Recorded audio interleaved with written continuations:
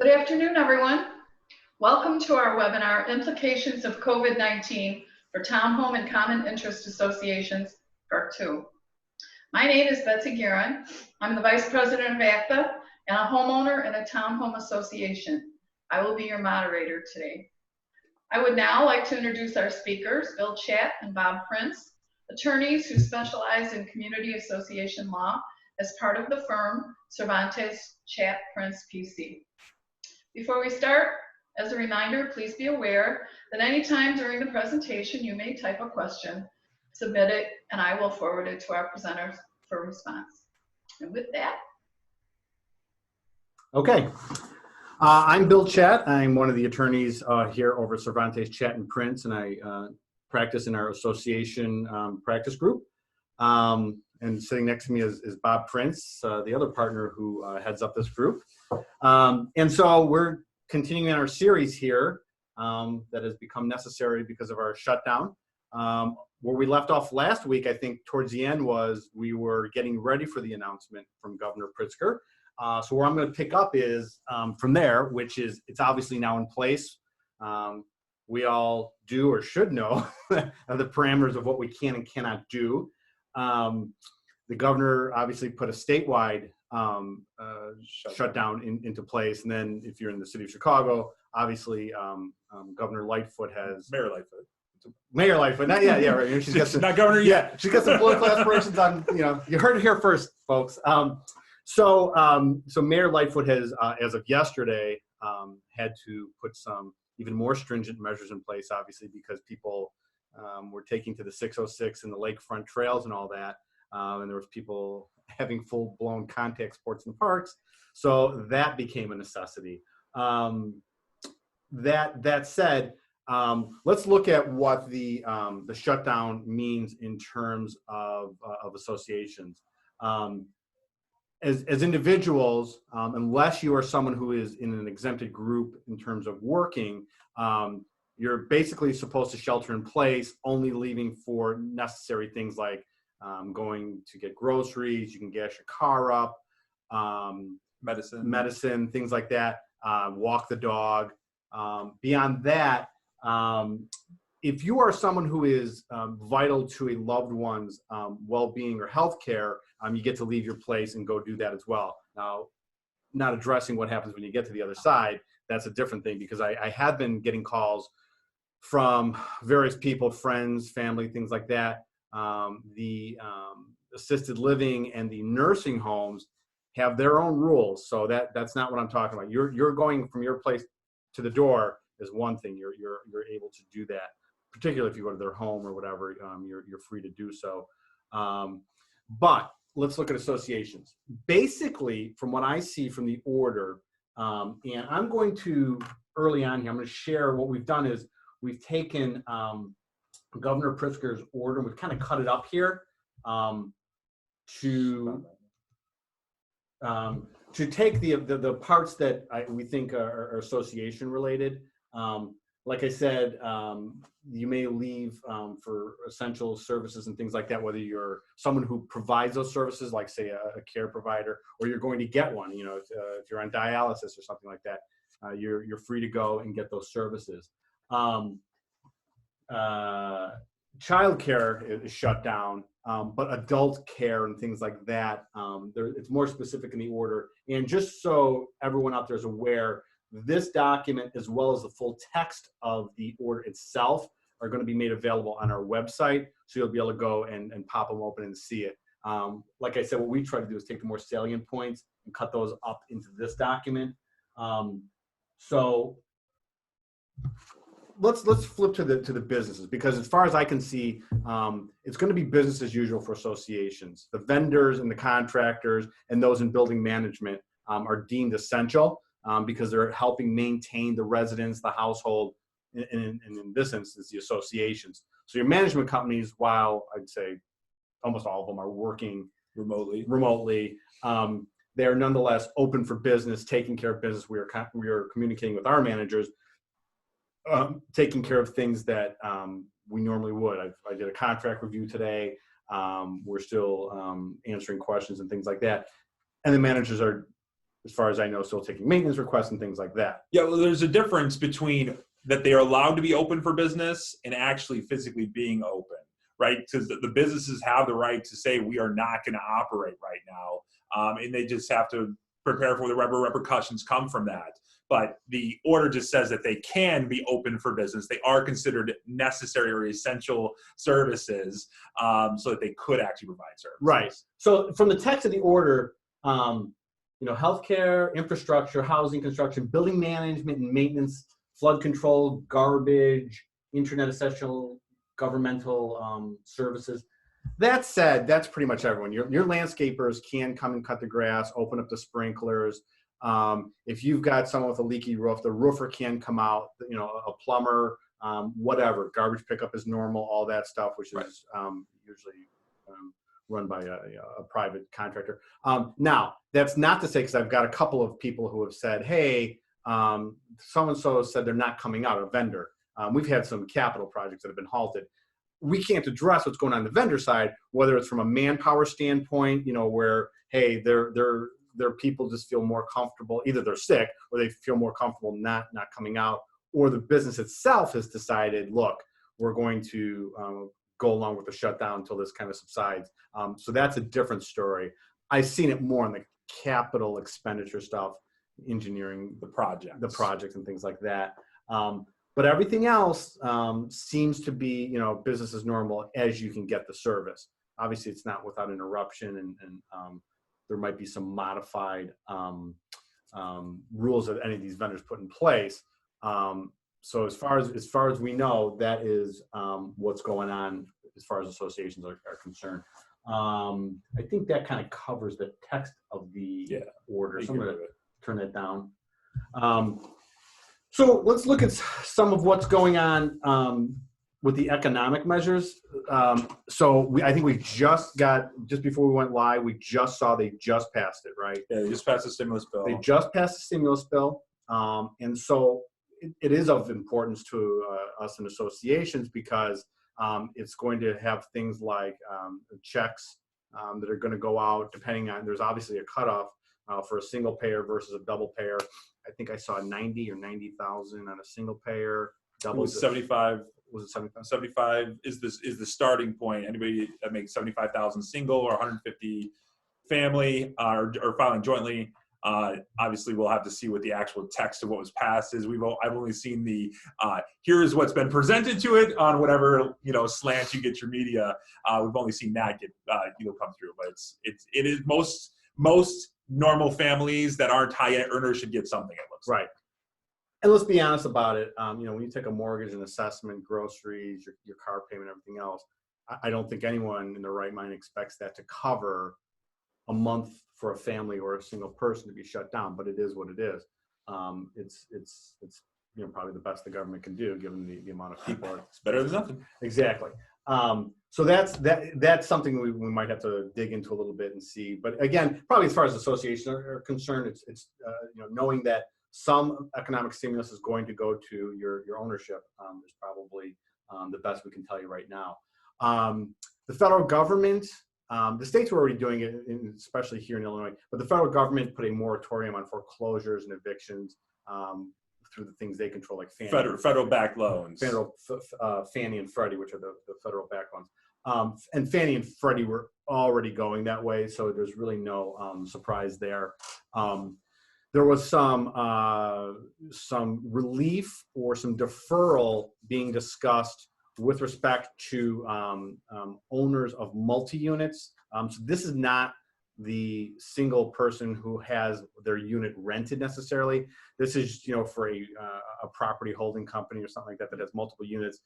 Basically what they're saying to them is, don't evict and we'll give you some deferral in exchange. So I don't think that necessarily will trickle down to associations, because that's a different category of landlord. So, on the association side, kind of be on the lookout if someone says, oh, I can't evict my tenant, blah, blah, blah. I doubt that the owners of rentals within associations are going to be part of those things. But that's not to say it's not going to come down the pike either. You know, for anyone who's got a mortgage, there's going to probably be some type of deferral. It's just not out there right now. Yeah, as far as those deferrals go, there's not a lot. It's not passed, and so there's not a lot of details on that stuff. The obligation for everything that's going on, the obligation to pay remains. So even in the edicts that I've seen, in terms of, hey, there's a moratorium on evictions and things like that, the obligation to pay rent will still be there. You know, how you defer it or how your owners who are renting out their units defer it is another issue. But the obligation will be there. It's not going to get wiped out. So that's something to keep in mind in the macro of trying to figure out how your collections are going to work. Betsy, was there a question? Yes, there is.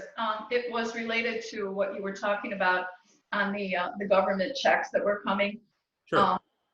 Do you know if the measure of income for the stimulus relief, 1,200, is gross adjusted income or taxable income? I saw it was AGI. So what I saw, again, I haven't read it to know for sure, but what I saw was being put by both parties was AGI, not the gross income. Okay, great. And while I have your attention, in terms of, I know you were talking about, Bill, the mortgage payments, but I manage a 90-unit association. We anticipate some owners being unable to pay assessments. What should our position be for late charges, forbearance, et cetera? That's a good question that's coming up right now. So nothing in the governmental actions that we've seen, whether it's statewide or federal, even mentions HOAs, though. What was the 2018 number of people that live in associations? It's millions. Umpteen millions of them. I wish I had CAI's number. I think it was 40 million plus, something like that. Yeah. So it's interesting that you really have a significant amount of the population that live under these quasi-governmental structures, and the government really doesn't go out and say, oh, by the way, with your assessments and things like that. So that said, we're really back to where we are, which is our declarations and the state law. There's nothing that says that obligation is going to go away. As far as we're concerned, as bad as this is, just like in 2008, 9, 10, 12, whatever, we don't have the right as associations to forbear or forgive assessments. We do have the ability to waive fines, to do payment plans and things like that. I think the thing to impress upon unit owners and being proactive is saying, look, regardless of what's going on, we still have a water bill, we still have this project, we still have the heat, we still have to make sure that we're complying if we've got a city violation. Those things aren't going to go away. We might put a pause on it, but that's about it. So that said, we're going to say, look, the amounts, the payment plans, I think is where you probably should jump out in front. Start meeting with your boards now and say, look, what can we offer right off the bat? There's going to have to be some thought to that so that you're ready to answer that question. But the overall assessments themselves, and we get that even just when times are fine, we can't forgive it. It's statutory. Yeah, I think be compassionate was a good word I heard another attorney use on a national level. Be compassionate when you're dealing with this. I always say you should be somewhat compassionate until someone shows you you cannot be compassionate with them. But be compassionate in determining how you're going to address collections and people paying assessments, because we're going to see a spike in delinquencies. Like Bill and I were talking yesterday about how this is so uncharted territory, because even the financial crisis of late 2000s, that was gradual. We saw dominoes falling. Not 3.3 million people asked for unemployment last week when they didn't ask for it previously, because of the all at one time, which killed it was almost five times higher than the closest amount of people asking in a single week. And over 100,000 of those people were in Illinois. So, it is something that we are going to expect a large delinquency rate starting, especially in blue collar working. Right. And so that said, you definitely want to be proactive. And to the extent that you pass a resolution, I would keep it probably, in 30-day increments to be approved as needed. So if you're going to say, hey, be it resolved that the association, given the COVID-19 crisis, is going to make the following payment plan, blah, blah, blah. And then I would say, it should probably sunset within the resolution unless renewed, and then you'd have to at a next meeting reapprove it type of thing. Betsy, was something come through? Yeah, I have a couple here that are related. This is more of a comment. Whatever benefit that's given to one owner must be given to all, one class of membership. I assume that means if someone is out of work or whatever, if you offer, some sort of relaxation of the rules, whatever. So it's not really a question, but We don't discriminate. So it means someone in like situation gets like treatment. That's the way it's supposed to go. Unless there's some factor that means we have to treat you differently, associations have to treat everybody the same. And even without COVID-19, that's the case. Right, exactly. If you've got a hardship policy here, rental's a great example, right? When you say, hey, we're gonna have a rental policy and we're gonna have a hardship that goes along with it, we have for years urged and pounded into associations thinking that, look, you need to have this criteria and you need to follow it each time, because to the attendee's point, what you do for one, you'd have to do for someone else. So yeah, that's true. And then another one, I was informed that assessments need to be paid, but late fees would not apply because of the crisis. Right. That's what we're saying is a lot of our associations are saying, what can we do at a minimum to help? Putting a moratorium on late fees is something that's acceptable. I'm a fan of the skin in the game approach that say, hey, we'll waive your late fees if you pay us something. Right. Maybe not the whole thing. Pay us something of what should be paid every month. Pay us what you can pay us in that time period, and then find some way to catch it up. So, it's kind of perfect right now. We're about to enter Q2 of the year that we kind of expect at least 2-3 months of some type of problem. I don't think the COVID, I'm no medical expert. I don't know. I'm not a pandemic expert. Don't know where it's going to go, but I'm confident this isn't going to be resolved in the next week. And so which means we're going to be talking about months down the road. We're still going to be seeing some of the effects. So someone loses their job today, we're going to see those effects still. And unless they get their job back today, we're going to see some lag there. So I had one association come up with, ask us for a plan. And we came up with the idea of, all right, we will waive late fees provided you make some type of payment for the next 3 months. So it gives us April, May, June. That comes July 1st. You have to pay your assessments as they come due, plus make up the whatever gap you had from April through the end of June over the next 6 months. So hopefully then we end the year with all the assessments that we're supposed to give. And that gives people a landing spot of essentially July 1st, when they all of a sudden things start getting more real if they haven't found some way to bring new income in. So that's the concern is we don't want to just push the problem down the road.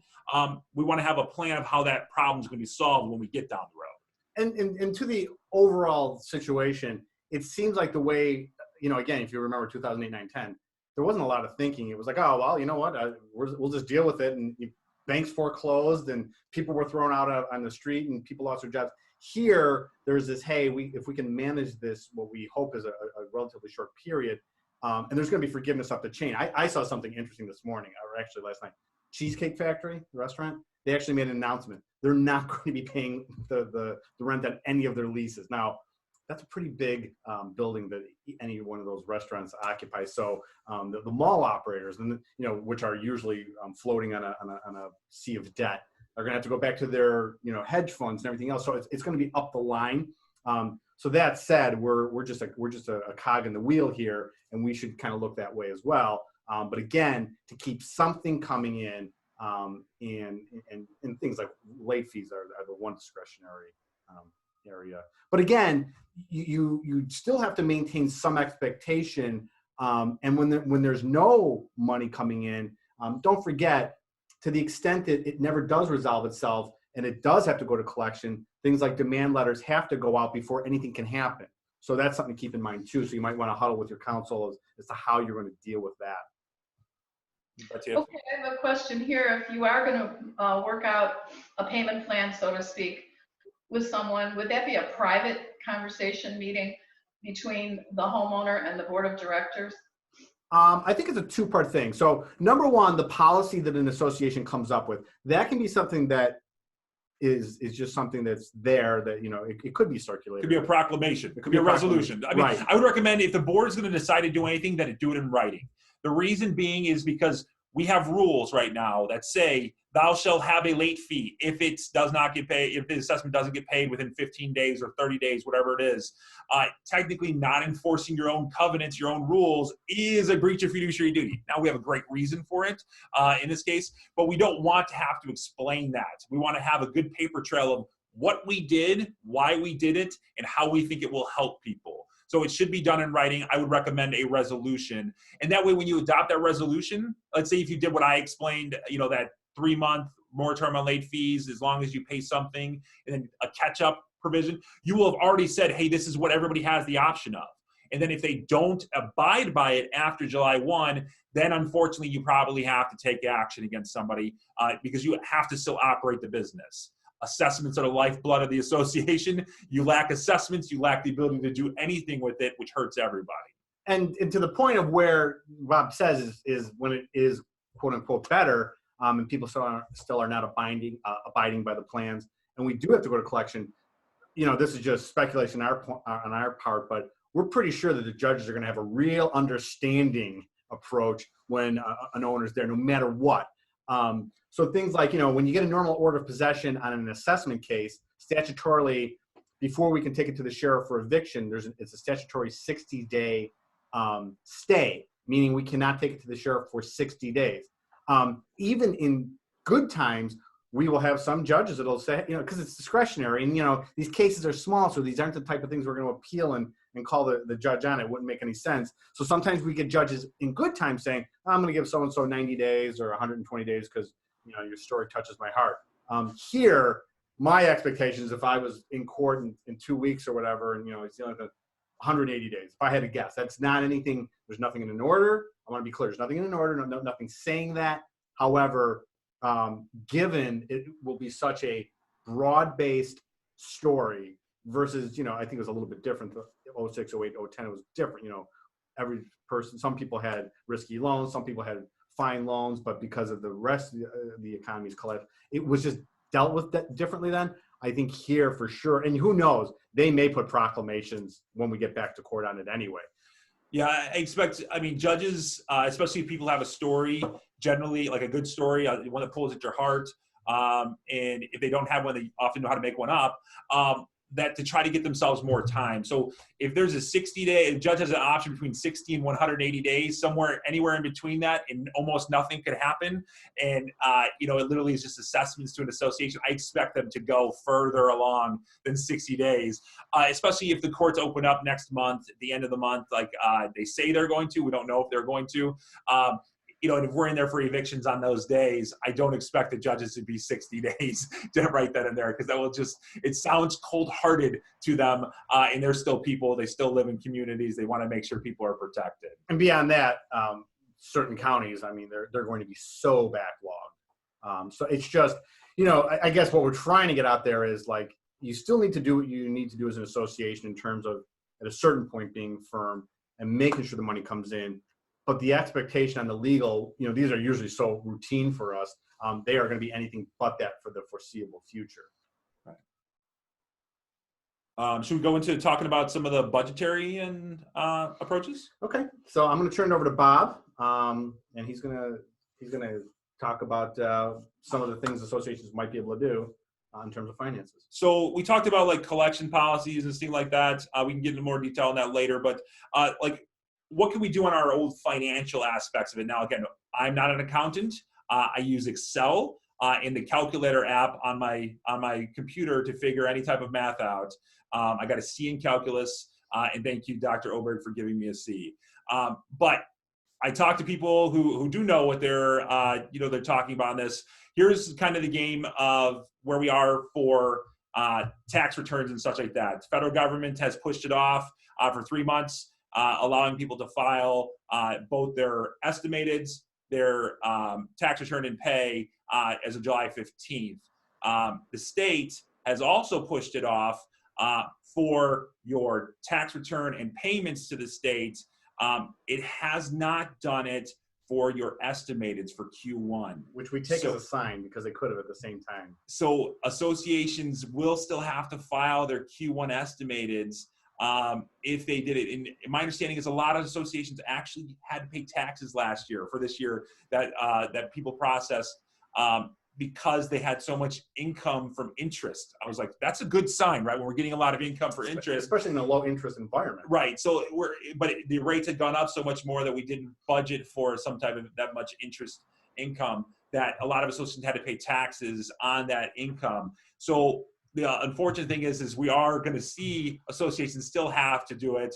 I talked to Karen Skorick at Canty & Associates, and she bestowed me with that information, which I had no idea on, by the way, that literally that they will still have to be processing those unless the state of Illinois moves it on. Now, it's possible they do, but it's also possible they need the money now to know what people should have to pay going across the board. So it's not as big for not-for-profits as the other ones, as other corporations, but it's still something we have to do if we're in that window. So be on the lookout for that. You might have to do something with that. On the association side, personally, on the budgetary side, we all adopted our budgets in November, right? Most of you did. It's November. Some of you December. Some of you January. You know, it depends on. Some of us we don't want to know. Yeah, some of you. Yeah. Otherwise, don't talk to me too much about it because I don't want to know, or unless you want me to help you fix it. So, you know, a lot of budgets were adopted well before any inklings came out of China on this, or that it was coming to the United States, which means our budgets, because of this crisis, are probably going to be destroyed, right? It's going to be on both sides. We could potentially have a lot more expenses than we thought, but it's possible we have less expenses than we thought, depending on what our contractors are willing to do. Some of our contractors may not come out. They may not be able to provide all the services they were expecting. With a 3.3 million people looking for unemployment, I'm betting there's a lot more people out there who are willing to do work if the companies want to go find those people. But there is a strong possibility that we see some budgetary changes that need to be made. And basically the process of amending a budget, if we don't like what our budget says because of unrealistic realities now, it's the same as we adopted it. So you have to send the budget out to the membership. For a condo, that's 25 days in advance. For everything else, it's 30 days in advance of the meeting where it's going to be approved. So you would go through and see if there's places you can tighten up your budget, see if there's places where you can, you're not expecting the same level of costs to come through, so that you can try to do it. You should also have some expectation you're going to have some delinquencies. So you shouldn't be planning that you're going to collect every cent right now. You're going to have an accrual zero-based budget, or a balanced budget, yes, but you have to have realities come through that if your insurance is due now and you have to make a one lump sum payment, you're going to have to make that payment regardless of whether you have the assessment income that's come in. So some of the strategies you could use, well, first of all, you have to call that meeting, adopt it. The meeting's got to be at least 10 days notice to the membership, just like you would for when you adopted it in the fall. So some thoughts on it is reserve funding. I'm expecting most associations are not going to be able to fund the reserves as they wanted to. So you could either amend your budget to reduce your reserve requirements that you're putting in there. That would free up operating expenses to be able to be used on your budget. That comes with some obvious problems that we dealt with in the early teens, in that we were basically paying up for lost time when we didn't put money in reserves as an association. So the concern is if we don't put money in reserves now, we are going to still need that money for the future, but instead we're going to be using it on operating expenses now because we know we're not going to have money come in. Karen Skorick, one of her things on your financials is to do a due from reserves. So your operating would say, if we have to use reserve money, either that it's because it's earmarked for reserves in this year's budget and we couldn't put it there, or because we had to take money out of reserves to pay expenses. I don't care what taxation issues are out there. If you need to pay something, you're going to have to pay it.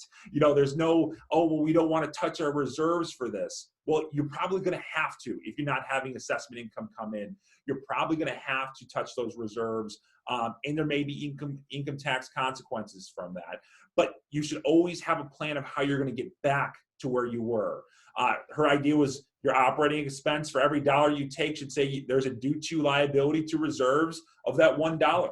And your reserve should have a line item that says it's due from the operating $1. So it's an IOU to your reserves, and it acts as a liability till paid back. Exactly. And in what I would say is, let's say you have to, use money this year. It's $10,000 you have to use for some reason.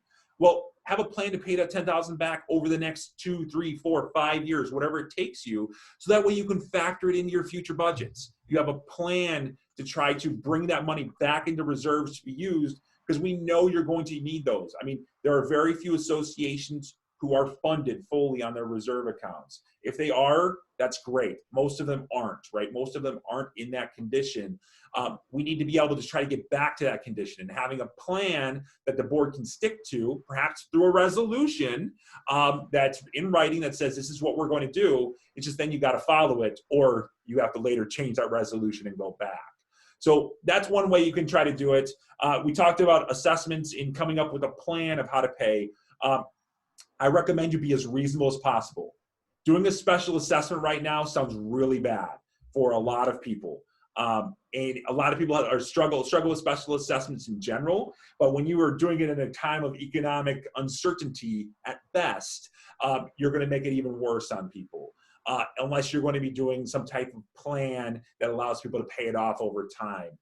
And I've seen it just in the last couple of weeks, I've just looked at some budgets and things like that. And, what would have looked normal, 2-3 months ago to me now, like I saw one, I'm looking at all the line items, reserved for lobby renovation. I mean, there is going to be, just like any other type of belt tightening, that might have to go. You might have to go with a motif that's a year old for a while, and things like that. So, there's probably line items that can be modified, and that's, to Bob's point, you're going to have to do it just like a normal budgetary process, circulating it, notice, and all that stuff, and then to pass it through. Yeah, and some of you may have had extra money last year that you did better than your income was higher than your expenses, and you funded your reserves as you were required to under your budget, and you still had money left over. Surplus is what it's called. So what you need to do is look at one, whether your documents tell you have to do something specific with that. If you were allowed to keep it, and you adopted an IRS resolution in 70-604, I believe. If you adopted that resolution that allowed you to defer any income till next year, meaning this year, to be able to be used, well, then that's a good day that you can use that money this year as well. It's not free transfer into your reserves with that money. A lot of people think it is. It's not supposed to. Technically, if it's going to be put in your reserve account, it's supposed to have been assessed as a reserve, not assessed as an operating. But you will be able to use that extra $10,000 you may have made from last year. You may be able to use that this year to help defray some of these expenses that you're coming at. I got one from a belt tightening standpoint. If you got a swimming pool, tennis courts, common areas that owners normally get to use, and you really can't prevent them from using, as a budgetary means, let's not open the pool. Let's not incur the gas bill of warming it up. Things like that. Can we shut down the amenities for a while? Well, I mean, I think for certain amenities, if it's like a park, things like that, the governor's ordered it to be shut down. Even on, can he do it on private property always? I don't know. We can tell us he can stay on our homes. Right. So, they could order martial law and say, essentially, you're not allowed to leave until we tell you can leave. So, in those amenities, I think you can probably scale back the operation if they're a cost to you. If they're not, if they're an income, it doesn't necessarily make sense to always scale it back if it means it's not going to cause, a further COVID, problem where we're going to have, make the pandemic worse. But I mean, the clubhouses, almost every clubhouse is closed at this point. If it's not, most boards have probably gotten legal advice that it's their choice, and they just made that choice to keep it open for some reason or another, hopefully with cleanings and such. But the tennis court, actually my own personal park, people were using it yesterday, even though you weren't supposed to be at the park. People were actually using it, but it's not something, it's a necessity. Right. At the same time, people's question is instantly going to become, well, shouldn't I get a reduction in my assessment then? And the answer is no. Unfortunately, you're not going to get a reduction in your assessment because the fact that amenities may not be available isn't the basis to do it. We still need every cent that's coming in. We just may not be, have to do all the asphalt repaving, sorry, repavers that are out there. Or we may not have to do the tennis court resurfacing this year because people shouldn't be really using it. Right. And we can put that off until another year and have to deal with it on the teacher. And it might cost more. It very well might cost more next year. But we want to have some decision made on these things. And that's important for the board to do, is make a decision not to do something. Make the decision to not pay for something this year. That way it's protected under the business judgment rule, as opposed to just not doing it. It looks like it's negligent and you're deciding, not making a decision and doing no inaction, or doing an action, and that way you could be liable. And again, I think we were saying that a lot last week. Act now and ask forgiveness later. Again, to my question, what judge is going to go, wow, you didn't let Johnny have his pool party? Boy, you guys are terrible, and I'm going to hit you for a breach of fiduciary duty. I don't see that coming. So that's, I think that's something that they'll also be able to look at. Betsy, was there something that came in? Yeah, there are a couple questions that I was holding. When I let you get a word in? Yeah, I'll start hitting him when he's got to slow down. I'll give him a gut shot. No, the question is, and it came up last week too, but we need reiteration, obviously. Okay, so you have a building where you have several people that aren't technologically adept, such as myself. They don't have a computer. How are you having these board meetings and leaving them open so that everyone can participate? Would a combo of online video, say Zoom or some other program, in collaboration with a phone, maybe put a telephone there? How can we've had like 4 or 5 questions now.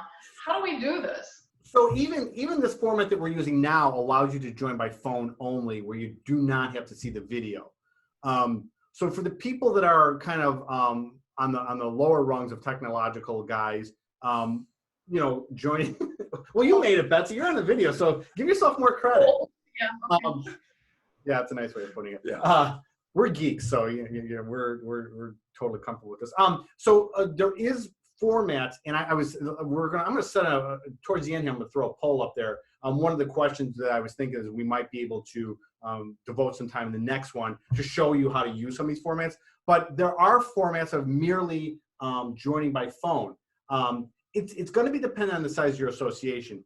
If you've got a 6-unit association, I think your iPhone alone allows you to join multiple calls. Now, I can't vouch for how orderly it's going to be when you can't see each other. The nice thing we have right now is Betsy and Bob and I are visually seeing each other, so we kind of see the visual cues when one of us wants to speak.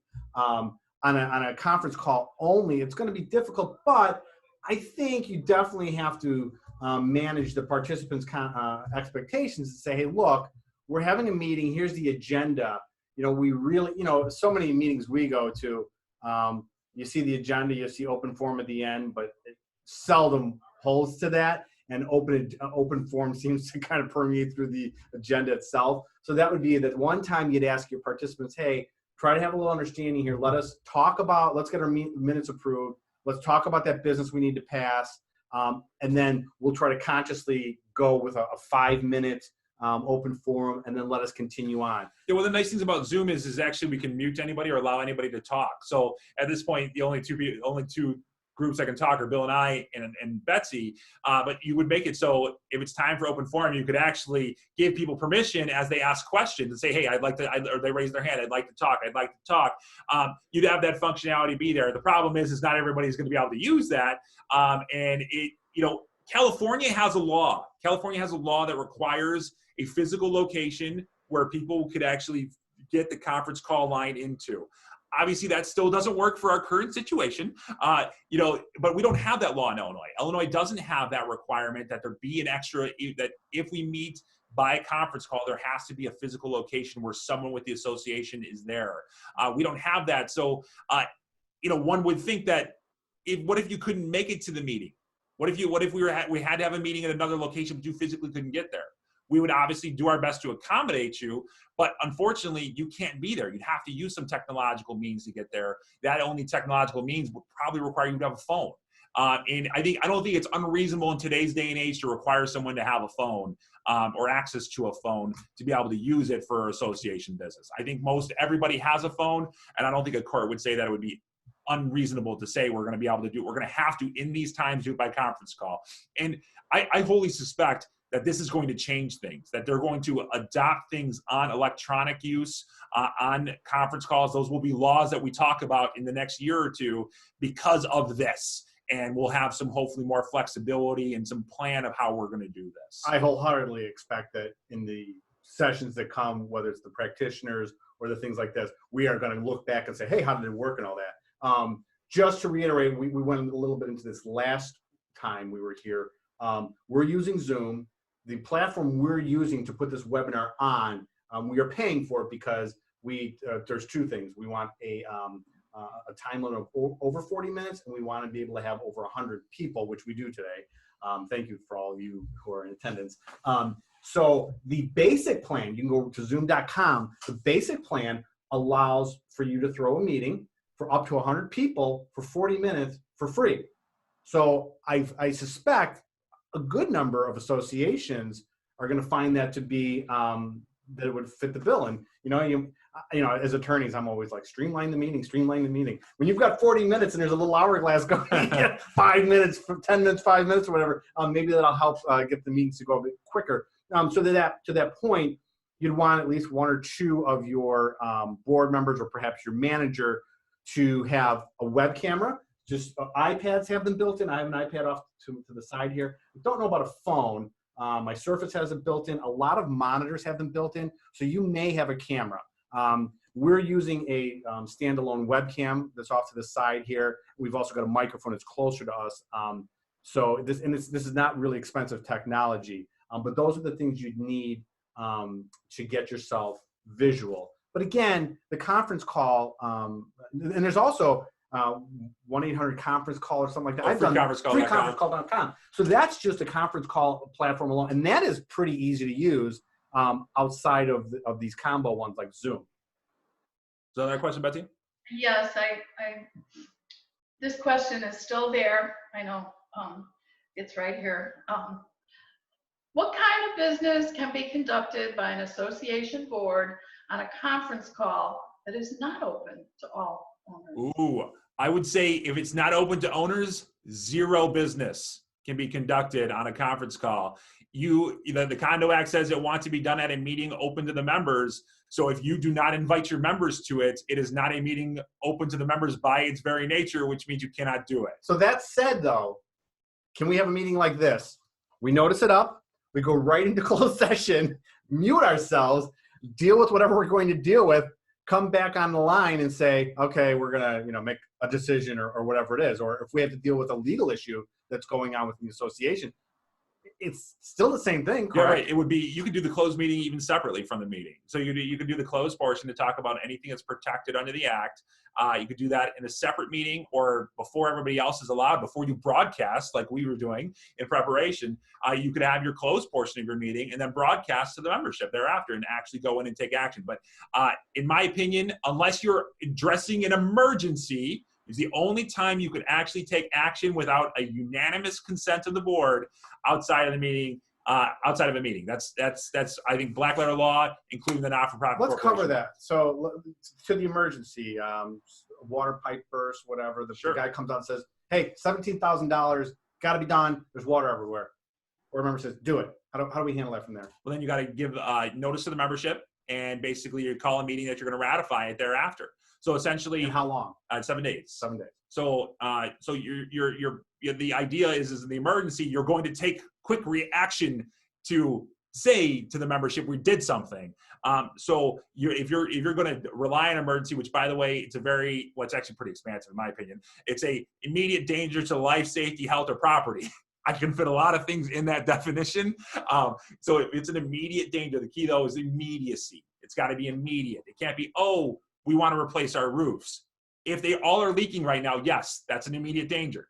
If they are not all leaking and a couple are leaking, that is not an immediate for all of those other ones. I wanted to come back to something because back on the finances and reserves and all that. What's the we speak with a lot of the association lenders. What's the lending environment like right now? So what I've heard is that they are trying to develop some programs for specifically try to help people address the COVID-19 pandemic, to give them a safety net. The concern that's out there is delinquencies. That they look back to 10 years ago and what happened with delinquencies during the financial crisis, and they were higher, right? One of the reasons why we have FHA requirements for HUD to give FHA back loans now is because of delinquencies. They were so high, and the loans were given for bad associations for financials on their financials. So the problem is they're concerned about there's going to be a rush of delinquencies that are out there. But I know that's part of the underwriting process, right? Exactly. So you have to clear the people giving you loans. The people you see on the front lines, they would love to give you every dollar that you ask for. The problem is they have people in the back rooms, and it's a good problem because it maintains the stability of the banking industry, that basically say you have to meet certain qualifications to fit in our programs. If you don't meet those qualifications, we can't lend you money because they don't want to give money out, if it's not going to be repaid. And association loans historically don't fail. Right, historically, association loans are great loans for banks because they're generally abided by. They're actually paid off early most of the time. I wish I saw the statistic, but I'm assuming that 90% of loans are paid off before their term, or they're refinanced, and made longer. So I'm guessing that's almost all of them. I'm throwing the 90% out there without knowing any statistic, but from what I see, it has to be something like that. But they're nervous about lending requirements, and often they're giving money for people who are going to do big projects. And those big projects out there, some associations aren't going to go through with them. Now, if you had a project for the fall, that you were going to do a balcony project in the fall, maybe it's not time to cancel that project yet. But you're going to be looking at it with an eye of maybe it's not time to do the project if we're going into this 2 months from now and nothing has really changed. Right, because from a lending perspective, lenders typically don't give you money when you're in trouble. It's one of these situations where you go, oh, we're behind on this, we're behind on that, and we owe the government money. You're probably not going to get the loan. These association loans that we look at are almost exclusively for capital projects. Yeah, you generally are for some type of maintenance, repair, replacement of the common elements that we were not anticipating, or sometimes were, and we couldn't make the reserve requirement. We couldn't meet the reserve requirement to pay for that item. Right. They're not typically cash flow loans. They are. Well, sometimes they are. Some Sometimes. people have lines of credit, but you generally don't have a full line of credit. We often have a line of credit converting to a term loan that says, hey, we're going to do balcony project. We don't know how much we're going to spend, so we're going to draw up to a certain amount of money, and then we'll have a plan to pay that off over 3, 5, 10 years. Now, an interesting thing, and I don't know anything about any details, is I do know that they're going to fire up the SBA to be doing what they call disaster area loans. And from some of the notes I saw early on, there was a stated rate and there was actually a not-for-profit rate. So, it might be worth investigating in with I guess your accountant or whatever, if the SBA would be making disaster area loans to associations. I'll see if I can find anything out about it. But it's just something to keep in mind. But for all intents and purposes, right now the lenders say they are there to lend, correct?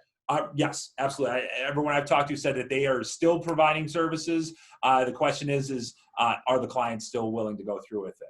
But I will tell you that there are other avenues that people are trying to help.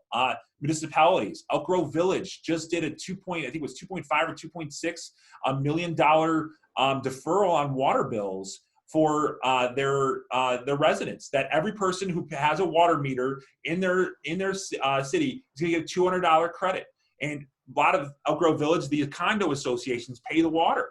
So that is a credit to the association. But in order to get that money, you have to show that you're giving that credit back to the members. So essentially what they're going to say is, give us $200 off, give them $200 off in their assessments over a 3-month period, and we'll give you $200 per person. That is incredibly generous by a municipality in trying to react to a crisis within their own city limits. And I expect we'll see some other municipalities do that. It just apparently they had a surplus last year of $2.5 million that they were able to tap into. Not every municipality has such a surplus. Yep. Did you have another question out there, Beth? No, not at the moment. All right, I'm going to try something. We were talking about this. I've got some polls here, I'm going to try to launch this one. Maybe you already did. Actually, somebody did. Let's end the polling on this. So one of the polls I put out there was I wanted to see what you'd like to see covered in upcoming webinars, and I think we had talked about it before we went live. Eventually, I spelled demonstration wrong. That's what happens when you do it late at night. I'm going to end the polling, and I'm going to share the results. We would like to eventually kind of cover some normal topics again. I think we're probably intending to do one next Friday. I don't know that we'll have much more to say on the COVID issue anymore in the edicts. I think, particularly in the city of Chicago, she's taken a governor, or I did it again. Mayor Lightfoot has taken about as far as she can go in terms of keeping people off the streets. The state already was at that level. The federal government said what it's going to say, and it's passed the stimulus. So I'm interested. So legal wins again. It's great to my heart. Thank you guys so much really. That you're interested in legal things. That you want to spend your Fridays with us. It warms our heart.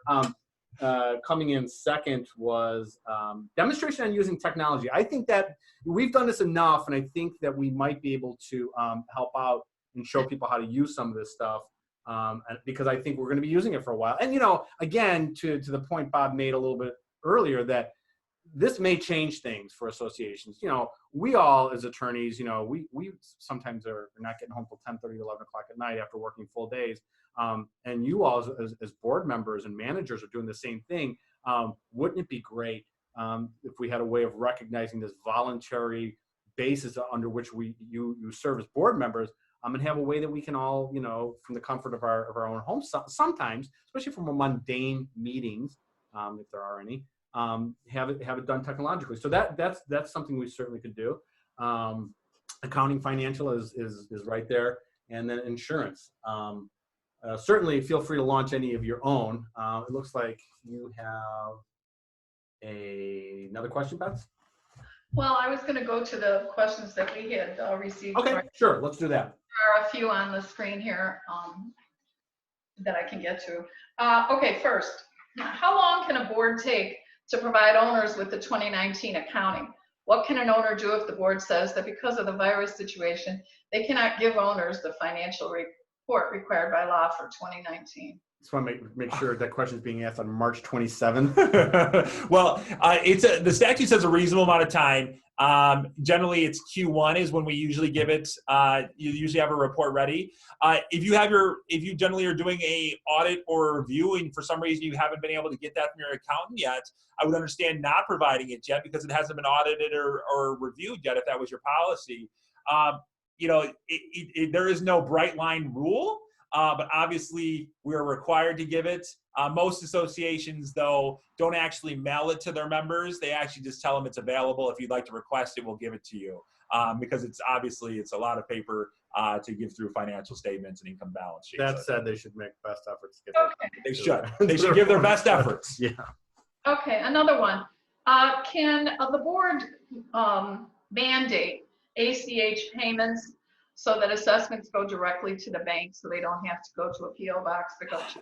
I'd love to tell you yes. I have judges tell me no. Especially some of the conservative judges say, you tell me where it tells you you can say what type of tender in the state of Illinois you can give. If someone wants to bring you all dollar bills in cash, that they can't be able to do that. That's how some of the judges' approach of it is, that you can't mandate ACH. I personally think that's what our rules always say you're going to make an ACH payment, that essentially you're going to do that. But I can tell you that some of the judges push back on us if we try to do that. Not to say don't do it, and just accommodate those who have not paid, are not paying by ACH. Okay, all right. When we were talking about late fees and excusing or being compassionate, etc., we had a question about if there's a special assessment that has late fees, if they excuse the late fee going forward, do they have to give a refund to the people who previously paid a late fee? No. Different times call for different measures. So, I assume everybody had the same potential late fee for that 1 year, right? Let's say it's a 2-year special assessment. We are just starting year 2 of the special assessment. The first year, we had 12 people who had to pay late fees on that special assessment. Everybody had the potential of paying a special assessment at the same time, or a late fee for the special assessment at the same time.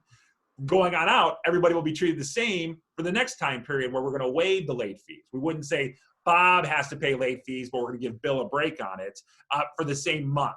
So you won't have to refund that. You can choose to. That's your choice, right? But you would not have to legally refund it. Okay. All right. What can they do if a vendor claims force majeure on their contract? It I goes expect both ways, a lot of them will. Yeah. What can you do is if the contract will specify what force majeure being Yeah. rely on what it means. Sometimes it could mean contract cancellation. Sometimes it means delayed performance. Usually it's delayed performance. I understand that when we keep getting this force majeure, the first question I have to ask as an attorney is it in your contract? Force majeure is a concept, but if it's not in your contract, and we have two business parties, and we're not consumers necessarily, it's two businesses, it's the association and the vendor. You need force majeure in there to start the conversation anyway. So it will be as defined in the contract. But yeah, if it's there, theoretically the vendor could claim it as well. And I can tell you, these are exciting times. It's got traction. As long as they can show it. If they can prove it, Right. force majeure will protect them from performance. Okay. All right. Let me just give a little disclaimer here. We have so many questions that we aren't going to have time to answer them all. So I apologize, but I'm going to put a few of them together now and ask you, because there have been quite a few relative to this topic. What, in effect, would be the board's responsibility or fiduciary duty, so to speak, in informing the homeowners of certain things, such as you should be staying in your unit, you should not be gathering together, please be cautious, using elevators and things like that. All kinds of things that they should be notifying them of. What about cleaning? We are doing heavy duty cleaning or we're not. In other words, what could you outline for them exactly, for our listeners or participants? What should they first of all be doing this, send some communication, and what should be included in that? I'm a fan of communication, especially if we're going to deviate from normal policies or we're going to incur extra things. Communication is good. They should not be communicating that Bob Prince has COVID. They should not be doing that. That obviously is a bad idea. But what you could say is you could reiterate the very first few paragraphs of the governor's order. It basically says, shelter in place. Don't have people over to your home. If you're throwing a house party right now, we're going to fine you because you're throwing a house party right now, which is clearly a nuisance under the case of objectionable to a reasonable person right now.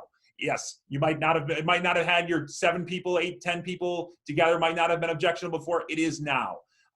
So we would be able to use our enforcement remedies, but then again, we are not the government. We cannot enforce the order, to say you shall not come in here. What instead we would do is we would react to people actually coming in. For cleaning, we have the maintenance repair responsibility for all common elements or, areas that are home exterior that we're required to take care of. So if that means, we do clean the elevators or clean the doors on a periodic basis, we should be doing that. To help protect people from the virus. If we have confirmed cases, probably seems like we should be doing more cleaning if we have confirmed cases than maybe we would be doing if we didn't have any confirmed, but yet we're upping our cleaning processes. So there's no bright line rule, but the board has an obligation to maintain, repair, and replace common elements. Can you guarantee someone's safety? Absolutely not. No court will ever do that. But if you've made an effort to try to sanitize the common elements on a periodic basis, that looks reasonable to a court, they're going to rely on your business judgment in doing so, and you won't be found responsible for it. So we'd say, make an action, take an action, do it.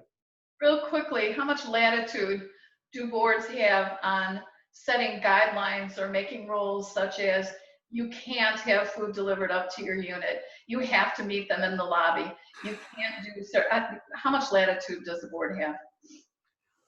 I think, like on a high-rise setup, I think Here's the thing: if someone needs that person to go all the way up, let's say someone is shut in, I don't think you can force that person to take a delivery in the lobby. But myself or Bob saying, hey, look, again, let's start with the voluntary, let's start with the cooperative and say, look, it's in the best interest. But I think you could. I mean, we've got buildings that say, hey, don't just buzz the FedEx guy in because he says he's FedEx, because a lot of times he ends up being a burglar. We've had that issue before. So saying that, look, the food deliveries, the Amazon and all that, I mean, the Amazon already, my understanding, always just drops in the lobby. I think you could, but in the case of the people that have a special instance of needing being brought up, I think you'd have to let them up. Yeah, what I would say is you got to have a plan to help the people who need it delivered to their door. If they can't get it to their door for some reason, you would have to find some way to accommodate that. If they cannot get it out, like if I'm COVID, I'm supposed to be sheltered in. You don't want me going to the door to get it, right? And you want that delivered to me at my door, and I have to be able to get food to be able to survive. And in shelter in place, that's what the expectation is that I'll order in food or go grocery shopping. I'm not going to be grocery shopping if I have COVID. Right. So you're going to want me stuck in my house. And on that note, Bob, it's 2:00. Next time we'll have to make a longer webinar. I'd like to take this opportunity to thank everyone who tuned in, all the participants, and of course, a big thank you to Bob Prince and Bill Chat from Cervantes Chat Prince. Thank you. Thanks, and everyone have a good weekend. Take care.